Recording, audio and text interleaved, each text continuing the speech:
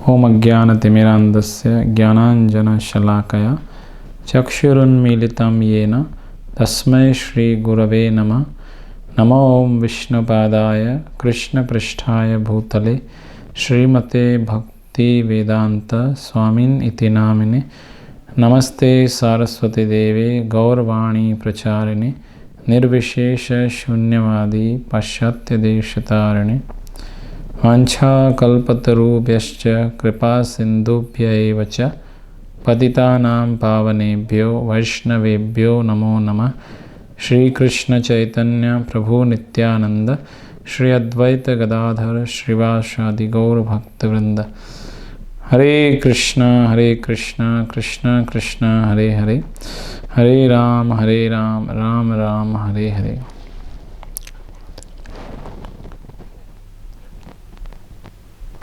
हरे कृष्ण।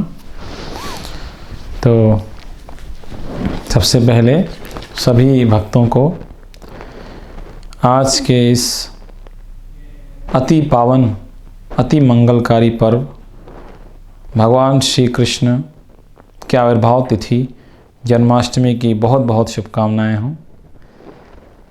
ये पावन पर्व पूरे भारतवर्ष में ही नहीं पूरे विश्व में लोग बड़े ही हर्षोल्लास के साथ मनाते हैं। और भगवान कृष्ण इस धरा पर द्वापर युग के अंत में प्रकट हुए और उन्होंने आके धर्म की स्थापना के लिए भगवद गीता हमें प्रदान की। तो जिस तरह आपने पिछली कक्षाओं में सुना कि द्वापर युग के अंत में देवकी और वसुदेव, देवकी कंस की बहन थी और देवकी को और वसुदेव को जब आपस में विवाह हुआ तो कंस उन्हें लेके जा रहा था वसुदेव के महल तक, राज्य तक छोड़ने के लिए। और उसी समय कंस को यह भविष्यवाणी हुई, आकाशवाणी हुई कि तुम्हारा जो ये हर्ष है तुम अपनी बहन को लेके जा रहे हो, लेकिन इसी बहन की 8वीं संतान तुम्हारे मृत्यु का कारण बनेगी। तो उस समय तुरंत उसका ये जो हर्ष, जो प्रसन्नता थी, वो सब शोक में बदल गया। तो और तुरंत अपनी बहन को मारने के लिए हथियार निकाल लिए, तलवार निकाल ली। तब वसुदेव ने समझाया, बहुत प्रयास किया, लेकिन कंस को तो यही लग रहा था कि जान है तो जहान है, पहले मुझे अपने को सुरक्षित करना है। तब वसुदेव ने कहा ठीक है, हम जैसे ही संतान होगी आपको लाके दे देंगे। और इस प्रकार से कंस ने उन दोनों को बंदी बना लिया और उसके बाद एक के बाद एक संतानों को मारता रहा। इसके बाद 7वीं संतान जो बलराम हैं वो देवकी के गर्भ से रोहिणी के गर्भ में, रोहिणी जो वसुदेव की एक और पत्नी है, वो उस समय गोकुल में थी। नंद महाराज और यशोदा मैया के साथ में वहाँ पर जाके उन्होंने संरक्षण लिया था। तो उस समय बलराम जी को देवकी के गर्भ से रोहिणी के गर्भ में स्थानांतरित कर दिया गया। और उसके पश्चात 8वीं संतान के रूप में भगवान कृष्ण प्रकट हुए और वो ही है जन्माष्टमी की रात्रि। तो भगवान कृष्ण का आविर्भाव जब हो गया, इसके बाद कंस जब जाता है कहाँ पर, जेल में, तो वहाँ देखता है कि कंस को तो नंद महाराज, हमको पता है नंद महाराज उसको लेकर गोकुल में रखाए थे और वहाँ जो बालिका थी जिसको कि यशोदा ने जन्म दिया था उसको लेकर आए थे। और कंस ने देखा कि ये तो पुत्र नहीं है, पुत्री है। फिर भी इतना निर्दयी था कंस कि उसको ही मारने को उतारू हो गया। हम देख सकते हैं भौतिकतावादी व्यक्ति अपने को बचाने के लिए किसी भी हद तक गिर सकता है। तब वो लड़की उनके हाथ से फिसल गई, कंस के हाथ से, और योग माया का रूप ले लिया और कहा कि हे धूर्त कंस, तू मुझे नहीं मार सकता है, बल्कि तुझे मारने वाला जो है देवकी की 8वीं संतान, वो तो जन्म ले चुका है। इस प्रकार कह के वो अप्रकट हो गई और उन्होंने अपना रूप दिखाया कि वो देवी दुर्गा, कात्यायनी, ये योग माया का रूप दिखा के वो अप्रकट हो गए। इसके बाद कंस बड़ी चिंता में आ गया और कंस के जितने भी अलग अलग मंत्री थे, कहते हैं चोर चोर मुसेरे भाई, तो जैसा कंस था वैसे उसके सारे मंत्री थे। जब उसने मीटिंग बुलाई तो सभी ने कहा कि यदि ऐसा है, संतान जन्म ले चुकी है, तो एक काम कीजिए, जितने भी संतान पिछले 10 दिन में पैदा हुई हैं सबको मरवा दीजिए, तो उसमें वो आपको मारने वाली संतान भी आ जाएगी। कंस ने अच्छा आइडिया लगा बहुत ये, और वो इस तरह से सबको मारने के लिए उसने अलग अलग असुरों को भेजना शुरू किया। इसी बीच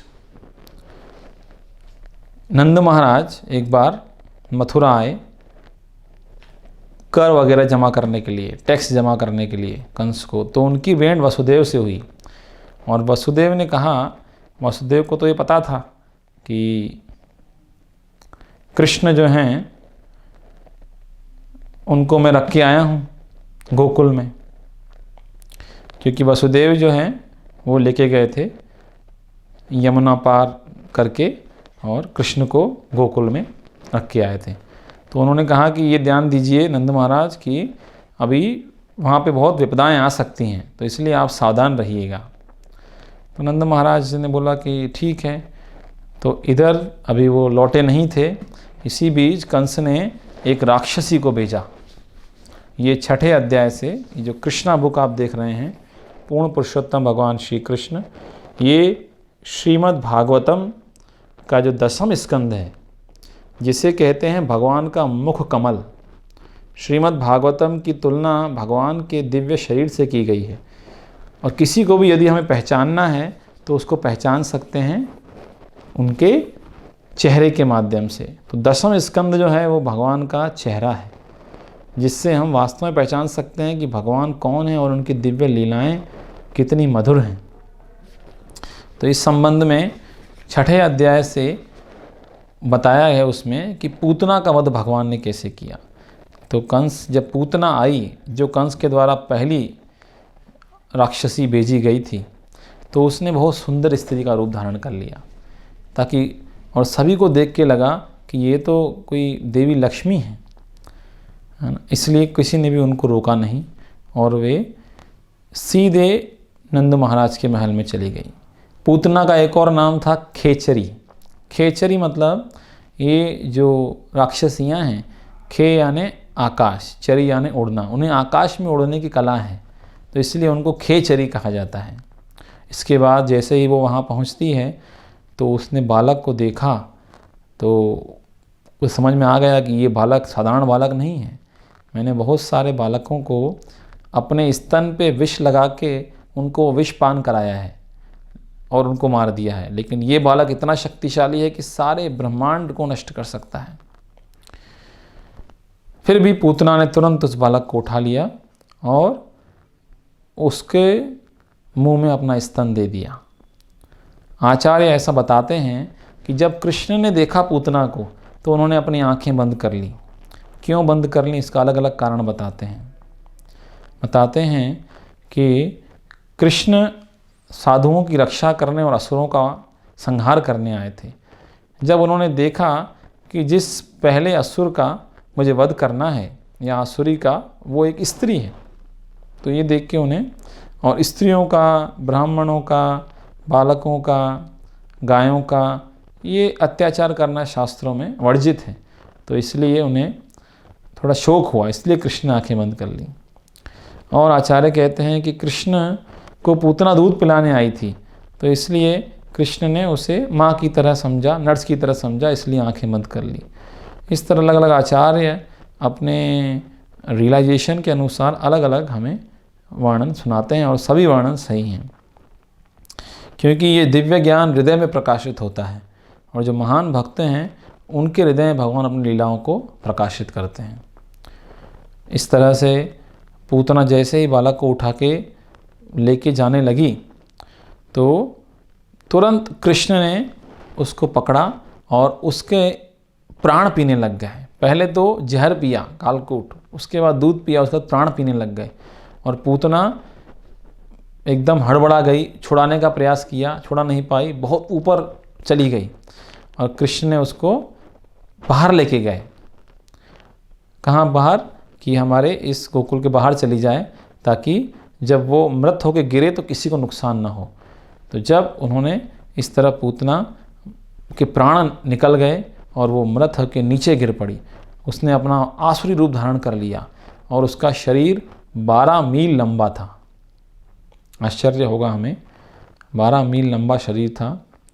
उसके स्तन ऐसे लग रहे थे जैसे कोई छोटे छोटे पहाड़ हों, उसके आँखें लग रही थी जैसे कोई गड्ढे हों, नाक के जो नथुने हैं कोई गुफा की तरह लग रहे थे। इस तरह से उसके पूरा रूप बहुत ही विशाल का है। पेड़ों के ऊपर गिरने से सारे पेड़ टुकड़े टुकड़े हो गए, लेकिन कृष्ण उसके छाती पे खेल रहे थे। तब सभी आए। ग्वाल बाल जब ये शब्द सुना तो ऐसा लगा कि ऊपर के लोग और नीचे के लोग कांप गए और फिर सब दौड़ते दौड़ते आए तो देखा कि कृष्ण वहाँ खेल रहे हैं। तो कृष्ण को सुरक्षित पाके नंद महाराज तो थे नहीं, यशोदा मैया ने उनको उठाया, उनको बहुत प्रेम करने लगी और उन्होंने ब्राह्मणों को बुलाया और वैदिक मंत्रों का उच्चारण करवाया और गाय का मूत्र, गाय का मल और जो गायें जो आती हैं शाम को गोधूली वेला से, धूल जो उड़ती है वो धूल, इन तीनों से कृष्ण को नहलाया, कृष्ण को अभिषेक किया। इस तरह से यहाँ हमें पता चलता है कि वैदिक साहित्य में गाय का कितना महत्व है। तो भगवान यहाँ पे ये शिक्षा देना चाहते हैं कि हमें हर तरीके से गाय का सम्मान करना चाहिए, यहाँ तक कि उसका मूत्र, उसका गोबर और उसके पैरों की धूल भी कितनी महत्वपूर्ण है। इसके पश्चात नंद महाराज जब आए तो उन्होंने देखा ये इतना विशालकाय शरीर किसका है, तो उन्हें समझ में आया कि जो वसुदेव ने भविष्यवाणी की थी वो कितनी सही हो रही थी। तब उन्होंने पूतना को काट के उसका अंतिम संस्कार कर दिया और उसमें से अघुरु की जैसे जो सुगंध आ रही थी। क्यों ऐसी सुगंध आई? क्योंकि कृष्ण ने पूतना के शरीर का स्पर्श किया था। तो यहाँ और कृष्ण ने इतने कृपालु हैं कि उन्होंने पूतना के जब दूध पी रहे थे, जब प्राण पी रहे थे, तब उन्होंने सोचा कि मैं ऐसे क्या स्थान दूँ। तो बोले कि ये मेरी माँ की तरह मुझे दूध पिलाने आई, जिस तरह माँ यशोदा पिलाती हैं, तो माँ यशोदा के जैसा स्थान मैं इसको भी दूंगा। तो इस तरह बताते हैं कि यदि ऐसी आसुरी को जो दूध की जगह जहर पिलाने आई है उसको भगवान इतना बड़ा स्थान दे सकते हैं, तो यदि कोई सही अनुकूल भाव से भक्ति करेगा तो उसके भाग्य की क्या कल्पना की जा सकती है। इस तरह से यहाँ हमें यह शिक्षा मिलती है कि यदि हम थोड़ी भी भक्ति करते हैं, जिस तरह भगवद गीता के दूसरे अध्याय के 40 श्लोक में बोलते हैं, सुअल्पम अपि यस्य धर्मस्य त्रायते महतो भयात्। थोड़ी सी भक्ति में सेवा हम करते हैं तो बड़े से बड़े संकट से भी हमारी रक्षा हो सकती है, मृत्यु से भी हमारी रक्षा हो सकती है। और साथ ही गायों का महत्व यहाँ बताया गया है। इसके पश्चात 7वें अध्याय बताते हैं तृणावर्त का उद्धार। देखिए यहाँ बताया है उद्धार, यहाँ मारना नहीं बताया है, क्योंकि भगवान यदि किसी को मारते हैं या किसी को प्रेम करते हैं वो एक तरह समान है, क्योंकि भगवान के मारने से भी उसका कल्याण होता है, उसे उच्च गति प्राप्त होती है। जिस तरह हम सूर्य के संपर्क में आते हैं तो हम शुद्ध हो जाते हैं, है ना, इसी तरह भगवान भी जो हैं शुद्ध करने में सबसे उन्नत स्तर पे हैं। भगवान हमें किसी भी रूप में हम जाते हैं, भगवान हमें शुद्ध कर देते हैं। इसके पश्चात तृणावर्त का उद्धार में हम देखते हैं कि कृष्ण अभी थोड़े बड़े हो गए हैं, है ना, और वो करवट बदलते हैं, है ना, कृष्ण बलराम। और उस तरह से ये देख के नंद महाराज यशोदा मैया बहुत खुश होते हैं। और इसी बीच कृष्ण का जन्मदिन आ गया, 1 साल के हो गए कृष्ण। तो उस समय सभी लोग उसकी तैयारी में लगे थे। कृष्ण जी का जो जन्मदिन है सभी जगह जन्माष्टमी पर्व के रूप में मनाया जाता है। और उस समय यशोदा मैया ने उसको एक जो काठ होता है, शकट जिसको बोलते हैं, है ना, उसमें रख दिया और वो घर के कार्य में व्यस्त हो गई। और कृष्ण को बहुत भूख लगी, तो माँ यशोदा उसका रोना नहीं सुन रही हैं, तो कृष्ण को बहुत ही अच्छा नहीं लगा, तो उसने अपने पैर जो है उस जो रखा था शकट उसको मारना शुरू कर दिया। और इससे वो जो है वो जो लकड़ी का बना हुआ जो था वो टुकड़े टुकड़े होके बहुत ज़ोर के शब्द होने से सारे बर्तन नीचे गिर गए। तो वहाँ यशोदा दौड़ते दौड़ते आई और बोले कि ये क्या हो गया। तो वास्तव में वो भी एक असुर था जिसका नाम है शकटासुर।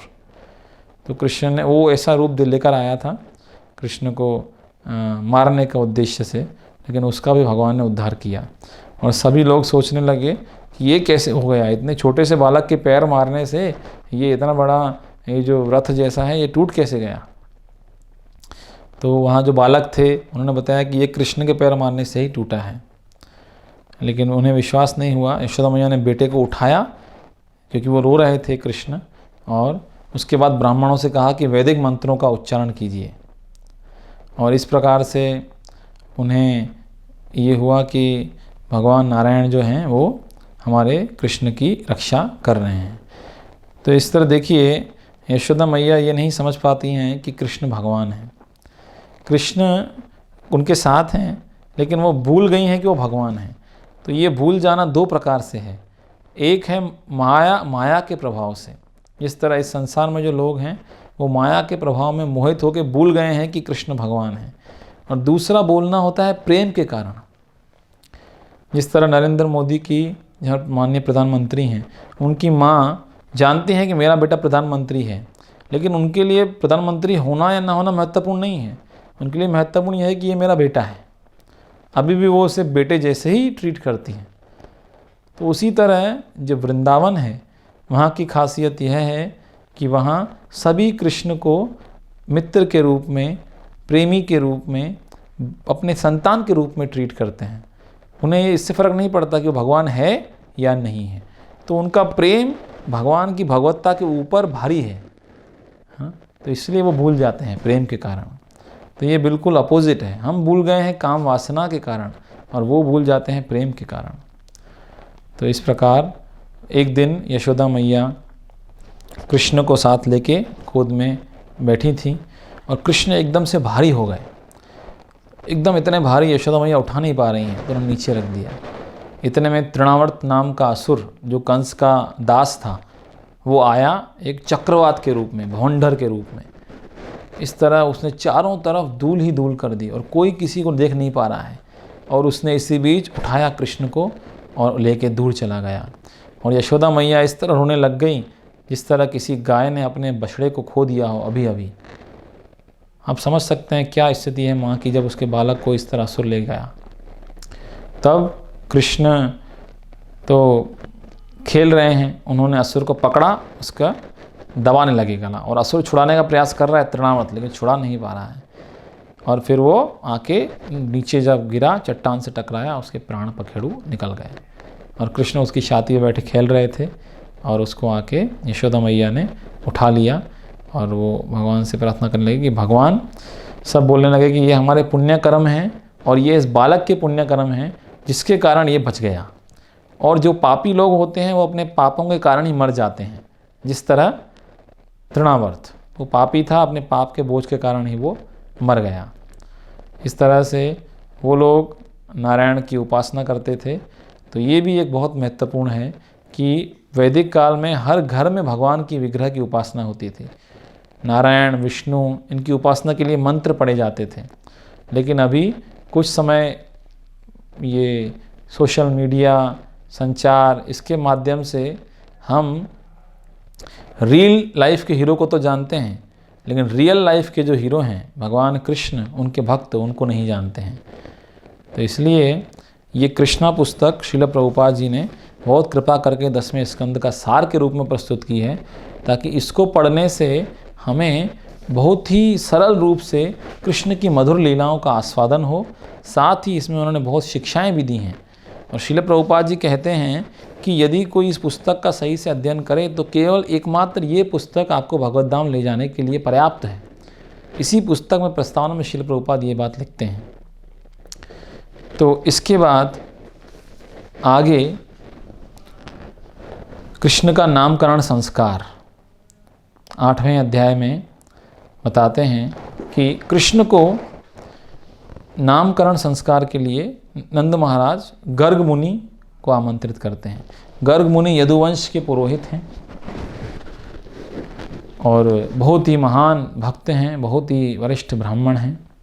और नंद महाराज उन्हें कहते हैं कि आप जैसे साधु पुरुष गृहस्थों के घर में जाते हैं उन्हें आध्यात्मिक ज्ञान प्रदान करने के लिए, क्योंकि गृहस्थ घर के कार्यों में डूबकर अपनी जिम्मेदारी को भूला रहता है। इसलिए आप जैसे साधु पुरुष का आगमन हमारे लिए हमेशा ही शुभ है। इस तरह से कहने के बाद उनका स्वागत करते हैं और उन्हें कहते हैं कि आप जो है हमारे बालकों की, दोनों बालक कृष्ण बलराम, इनका उस समय नाम नहीं था कृष्ण बलराम, आप इनका नामकरण संस्कार कीजिए। तो नंद महाराज को गर्ग मुनि कहते हैं, मैं नामकरण संस्कार तो कर सकता हूँ, लेकिन यदि मैं नामकरण संस्कार करूँगा, क्योंकि मैं तो यदुवंश का पुरोहित हूँ, तो कंस को पता चलेगा तो वो समझ जाएगा कि ये वसुदेव के पुत्र हैं, कृष्ण जो है वसुदेव का पुत्र है, और इस प्रकार से वो इसे मारने का प्रयास करेगा। तो नंद महाराज को गर्ग मुनि ने इनडायरेक्टली बताया कि वास्तव में बलराम ही वसुदेव का पुत्र नहीं है, बल्कि कृष्ण भी वसुदेव का पुत्र है। इस तरह उन्होंने उनको बताया, लेकिन नंद महाराज तो इससे समझ नहीं पाए। उन्होंने कहा ठीक है, यदि आप इतना बड़े तरीके से नहीं करना चाहते नामकरण संस्कार तो छोटे तरीके से कर दीजिए, लेकिन आप ही कीजिए। तो उनके बहुत बहुत अनुनय विनय करने पे, नंद महाराज के कहने पे गर्ग मुनि ने कहा कि मैं संक्षेप में इसको करता हूँ। वैदिक मंत्रों का उच्चारण किया और पहले बलराम जी आगे आए। तो गर्ग मुनि ने कहा, क्योंकि ये बालक बलराम जी रोहिणी के पुत्र, ये बालक सभी को आनंद देने वाले होंगे, अपने परिवार के लोगों को, अपने रिश्तेदारों को, इसलिए इनका नाम है राम। इसलिए इनका नाम है राम। और साथ ही ये बहुत ही बलशाली होंगे, रक्षा करेंगे सबकी, इसलिए इनका नाम है बलदेव। और तीसरा, ये यदुवंश और नंद महाराज का जो वंश, इन दोनों के बीच आपसी संबंध स्थापित करने में बहुत मदद करेंगे, इसलिए इनका नाम है संकर्षण। इस तरह उनको उन्होंने 3 नाम प्रदान किए, बलराम, बलदेव और संकर्षण। इसके बाद जब पूर्ण पुरुषोत्तम भगवान कृष्ण को उन्होंने नाम दिया कि ये बालक कोई साधारण बालक नहीं है, क्योंकि गर्ग मुनि भूत भविष्य वर्तमान तीनों काल जानते थे, क्योंकि महान जो भक्त हैं वो समय को 3 रूपों में देख सकते हैं, भूतकाल, भविष्यकाल, वर्तमान काल। इसीलिए उन्हें कहते हैं त्रिकालज्ञ। साधारणतः बद्ध जीव सिर्फ वर्तमान को ही देख पाता है। और इस प्रकार से नंद महाराज को गर्ग मुनि ने कहा कि ये बालक सभी युगों में आते हैं, और पहले ये श्वेत वर्ण में, फिर रक्त यानी रेड में, फिर पीत यानी पीले रंग का शरीर लेकर आते हैं, और अभी इदानीम कृष्णताम गतः, अभी ये कृष्ण वर्ण लेकर आए हैं, श्याम वर्ण लेकर आए हैं, इसलिए इनका नाम है कृष्ण। और कृष्ण का एक और अर्थ है, कृष्ण का अर्थ है, ये एक्चुअली कृष धातु से है, कर्षति इति कृष्ण। कर्षति मतलब आकर्षति, जो आकर्षण करते हैं, सबको अट्रैक्ट करते हैं, वो हैं कृष्ण। तो कृष्ण है सर्व आकर्षक, सभी उनके प्रति आकर्षित हो जाते हैं। गर्ग मुनि ने कहा कि ये बालक सभी चीज़ों में, चाहे बल हो, चाहे ज्ञान हो, चाहे सौंदर्य हो, चाहे ऐश्वर्य हो, चाहे वैराग्य हो, चाहे प्रसिद्धि हो, सभी में ये सबसे ऊपर रहेगा। नारायण की तरह ही ये इसके अंदर सारे गुण होंगे। तो इस प्रकार से उन्हें बताया कि ये पूर्ण पुरुषोत्तम भगवान के ही समान है। साथ ही ये वासुदेव भी है, इसका नाम वासुदेव भी होगा। और चूंकि ये पर्वत को उठाएंगे गिरि गोवर्धन को, इसलिए इनका नाम होगा गिरिधारी। तो इस तरह नंद महाराज को उन्होंने बताया कि ये बालक बहुत अद्भुत कार्य करेगा। साथ ही ये भी बताया कि इसके को ऊपर बहुत सारे संकट भी आएंगे, असुर लोग इसका मारने के लिए आएंगे, इसलिए आप इसकी अच्छे से देखभाल कीजिए। इस तरह से गर्ग मुनि ने उनको ये बता के फिर विदा ली। और इधर एक दिन यशोदा मैया जब कृष्ण को अपनी गोद में लेके बैठी थी तो उन्होंने अपनी उंगलियों से उनका मुंह खोला और उस समय उनको उसके अंदर पूरा ब्रह्मांड दिखने लगा। तब वो सोच में पड़ गई, अरे ये मैं क्या देख रही हूँ, हाँ। तो इससे हम समझ सकते हैं कि कृष्ण जब माँ की गोद में हैं तब भी वो भगवान हैं, और जब वो भगवद गीता ज्ञान दे रहे हैं तब भी वो भगवान हैं। वो ऐसे भगवान नहीं हैं जो योग पद्धति के द्वारा भगवान बने हैं, या ऐसे भगवान नहीं है कि जो बड़े हुए तब भगवान बने हैं। वो हर स्थिति में पूर्ण पुरुषोत्तम भगवान हैं और उनकी लीलाओं के माध्यम से वो इसको सिद्ध करते हैं। पूतना का उद्धार, तृणावर्त का उद्धार, शक्टासुर का उद्धार। और आगे बताते हैं कि जब वो थोड़े बड़े हुए, यानी अपने घुटनों के बल चलने लगे, तब उस समय वृंदावन में यशोदा मैया, उन रोहिणी मैया उनके पैरों में पायल बांध देती और वो चलते तो उनकी आवाज़ होती जो सबको बहुत मधुर लगती। और जब कोई डराता तो वो तुरंत जाके माँ के पास चले जाते, है ना। और जब वो गोबर में खेलते तो पूरा शरीर पे गोबर लग जाता, फिर माँ के पास जाते, माँ उन्हें स्तनों का दूध पिलाती थी। इस तरह वो थोड़े और बड़े हुए और थोड़े और बड़े होने के चलने लग गए। तो जब चलने लगे तो फिर गोपियों के घर जाके अपनी माखन चोर लीला करने लगे, जिसके लिए वो बहुत प्रसिद्ध हैं। तब गोपियाँ को बहुत आनंद आता था, लेकिन फिर भी अपने आनंद को और बढ़ाने के लिए वो यशोदा मैया से शिकायत करने आती थी कि देखो यशोदा मैया, ये आपका कृष्ण, जो बैठे रहते कृष्ण वहाँ, ये जो आपका कन्हैया है, ये हमारे घर आके सुबह सुबह बछड़ों को खोल देता है और बछड़े जाके गाय का सारा दूध पी लेते हैं, और हम जब दूध दोहने जाती हैं तो हमें कुछ दूध ही नहीं मिलता है। इसी तरह से ये हमारे यहाँ आता है और हमारे पात्र में से मक्खन चुराता है और बंदरों को खिलाता है, और बंदरों को खिलाते खिलाते खिलाते खिलाते जब बंदर नहीं खाते और तो बोलता है देखो, this butter is so useless that even monkeys don't like it. ये मक्खन इतना बेकार है कि बंदर भी इसे नहीं खा रहे हैं। इस तरह वो सारे बर्तन तोड़ के चले जाते हैं। तो यशोदा मैया बोली कि तुम जो है अपने बर्तनों को संभाल के रखा करो अच्छी तरह से। बोले हम रखते हैं, अंधेरे कमरे में रखती हैं, लेकिन इसके प्रकाश इतना है, इसके जवाहरातों का जो आपने पहनाए हैं, उससे वे अंधेरे कमरे में भी मक्खन को ढूंढ लेता है। तो यशोदा बोली ठीक है, मैं जवाहरात उतार देती हूँ। बोले जवाहरात उतारने से काम नहीं होगा, क्योंकि ये बालक का, इनका दोनों का खुद का प्रकाश इतना है कि ये जवाहरात उतारने के बाद भी तेज़ी से चमकते हैं। और तो और जब हम मक्खन को छिपा देती हैं तब ये आते हैं और सफ़ेद फर्श पे मूत्र कर देते हैं और थूक देते हैं, और हमारे बच्चों को ऐसा चिकोटी काट के चले जाते हैं, तो हमारे छोटे छोटे बच्चे रोने लगते हैं। तो इस तरह से वो कंप्लेंट करने लगी और बोली कि देखो अभी कैसे एकदम मासूम की तरह बैठा है, अभी जैसे कुछ जानता ही नहीं है।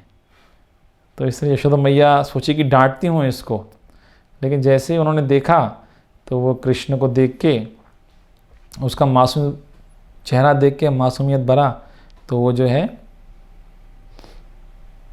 कुछ बोल नहीं पाई। और कृष्ण कभी कभी इस तरह कभी डांटती तो कृष्ण बोलते मैया मैं नहीं माखन खायो, मैंने नहीं खाया माखन। हमने सुना है, सूरदास जी ने बहुत अच्छा पद्य लिखा है, मैया मोरी मैं नहीं माखन खायो, मैंने मक्खन नहीं खाया। फिर भी जब डांटती, बोले मैं कहाँ माखन खाता, मैं सुबह से गायों को चरा रहा हूँ, फिर आया आपके पास, तो मक्खन खाने का मेरे कब चोरी करने जाऊँगा। लेकिन फिर भी वो डांटती तो बोलती मुझे लोग बोलते हैं कि मैं आपका बेटा नहीं हूँ, तो मैं आपका बेटा नहीं हूँ इसलिए आप मुझे इतना डांट रही हो। तो ये सुन के यशोदा मैया का हृदय एकदम द्रवित हो जाता और वो उसको गले से लगा लेती कृष्ण को। और फिर कृष्ण क्या बोलते, मैया मोरी मैंने ही माखन खायो, मतलब मैंने ही माखन खाया है। तो इस तरह कृष्ण मधुर लीलाएं करके सारे वृंदावन वासियों को आनंद प्रदान कर रहे थे। इसके पश्चात जब कृष्ण इस तरह अपनी लीलाएं करते रहे तो एक दिन सबने शिकायत की कि ये देखो कृष्ण मिट्टी खाता है। तो यशोदा मैया ने कृष्ण का हाथ पकड़ा, बोले तुम मिट्टी खाते हो? नहीं नहीं, मैं मिट्टी नहीं खाता हूँ, ये सब झूठ बोल रहे हैं। क्योंकि आज खेल में बलराम जी से मेरा झगड़ा हो गया, वो गुस्सा हो गए बलराम जी, तो इसलिए वो भी उनका साथ ले रहे हैं और सब साथ मिलकर झूठ बोल रहे हैं। यदि आपको विश्वास नहीं है तो मेरा मुंह खोल के देख लीजिए, दूध का दूध और पानी का पानी हो जाएगा। तो बोले ठीक है, तुम्हारा मुंह खोलो। और जैसे ही मुंह खोला तो उसके अंदर देखते हैं कि सारे पृथ्वी, जल, अग्नि, वायु, आकाश, आध्यात्मिक जगत, भौतिक प्रकृति के तीनों गुण, भौतिक जगत, यहाँ तक कि यशोदा मैया भी कृष्ण को गोद में लेके उस मुंह के अंदर बैठी हुई हैं। तब यशोदा मैया को समझ में नहीं आ रहा है कि ये मैं क्या देख रही हूँ, कहीं ये भगवान की माया शक्ति का प्रभाव तो नहीं है। फिर वो सोचने लगे कि हे भगवान मुझ पर कृपा करें, मैं अपने माया के मोह में समझ रही हूँ कि नंद महाराज मेरे पति हैं, कृष्ण मेरा पुत्र है, नंद महाराज की संपत्ति मेरी संपत्ति है, तो आप मुझ पर कृपा करें। तो जब कृष्ण ने इस तरह देखा मैया इस तरह सोच रही हैं, तो उन्होंने फिर से अपनी अंतरंगा शक्ति से मैया को सब कुछ बुला दिया और फिर से वो माता के भाव में आ गई। फिर से वो सब कुछ भूल गई और कृष्ण को माता की तरह, अपने पुत्र की तरह व्यवहार करने लगी। तो इस तरह हम देखते हैं कि भगवान भक्तों के आनंद को बढ़ाने के लिए उनको बुला देते हैं कि मैं भगवान हूँ, है ना। यही वृंदावन की खासियत है। इसलिए श्रील प्रभुपाद जी ने हमें ये अद्भुत ज्ञान दिया है कि आध्यात्मिक जगत में हम भगवान से 5 तरह के संबंध रख सकते हैं। एक है शांत रस, जिस तरह वृंदावन में पेड़ पौधे हैं या साधु मुनि जो होते हैं जो भगवान के ध्यान करते हैं लेकिन भगवान की सेवा नहीं करते, तो वो न्यूट्रल स्टेज है, वो है शांत रस। उसके ऊपर है दास्य रस, जैसे वैकुंठ में सभी भगवान की सेवा करते हैं, नारायण की, नारायण भगवान है, सभी उनके दास हैं। लेकिन इसके ऊपर हैं 3 रस जो केवल वृंदावन में हैं। ऐसे 3 संबंध जो केवल वृंदावन में ही संभव हैं। वो हैं सख्य, यानी मित्र की तरह, कृष्ण के हम मित्र बन सकते हैं, भगवान के मित्र बन सकते हैं। दूसरे उसके ऊपर है वात्सल्य, भगवान के हम माता पिता बन सकते हैं, क्योंकि मित्रता में तो इक्वल पोजीशन है, लेकिन जब माता पिता बन जाएंगे तो भगवान आपके अधीन हो जाएंगे। और उसके भी ऊपर है माधुर्य, यानी एक प्रेमी और प्रेमिका का संबंध, जिस तरह कृष्ण और गोपियों का संबंध। ये संबंध और भी अधिक मधुर है। और दुर्भाग्य की बात यह है कि सबसे उच्च संबंध को ये कलयुग में लोग अपनी गिरी हुई चेतना के कारण सबसे निकृष्ट संबंध मान लेते हैं, है ना। क्योंकि वो समझ नहीं पाते कि हर वस्तु भगवान की संपत्ति है ना, हर वस्तु भगवान की संपत्ति है। इसलिए भगवान को पूरा अधिकार है कि वो भक्तों को आनंद दें और खुद भी उनके साथ आनंद लें। तो ये सब हमें ज्ञान प्राप्त होता है जब हम वैदिक शास्त्रों का सही से अध्ययन करते हैं, श्रीमद् भागवतम का। इसलिए हम आप सभी से निवेदन करते हैं कि आप इस लीला पुरुषोत्तम भगवान श्री कृष्ण पुस्तक का अध्ययन अवश्य करें और जन्माष्टमी के इस पावन पर्व पर ये संकल्प लें कि कैसे हम भगवान श्री कृष्ण की दिव्य लीलाओं को वैष्णवों के संग में श्रवण करके हम समझें। क्योंकि भगवान बोलते हैं 4थे अध्याय के 9वें श्लोक में भगवद गीता में, जन्म कर्म चमे दिव्यम एवं यो वेत्ति तत्त्वतः त्यक्त्वा देहम पुनर्जन्म नैति मामेति स्वर्जुन। मेरा जन्म और कर्म दिव्य है और जो इसको सही से जान लेता है वह इस शरीर को त्यागने पर पुनः इस संसार में जन्म नहीं लेता, बल्कि मामेति, वो मेरे धाम को प्राप्त होता है अर्जुन। तो ये हमारे लिए बहुत ही शुभ अवसर है और आप सभी को जन्माष्टमी की बहुत बहुत शुभकामनाएं। आप इसका लाभ उठाइए। ISKCON के माध्यम से ये ज्ञान वितरित हो रहा है और जीवन सफल कीजिए। हरे कृष्ण। श्री कृष्ण जन्माष्टमी महोत्सव की जय। श्रील प्रभुपाद की जय।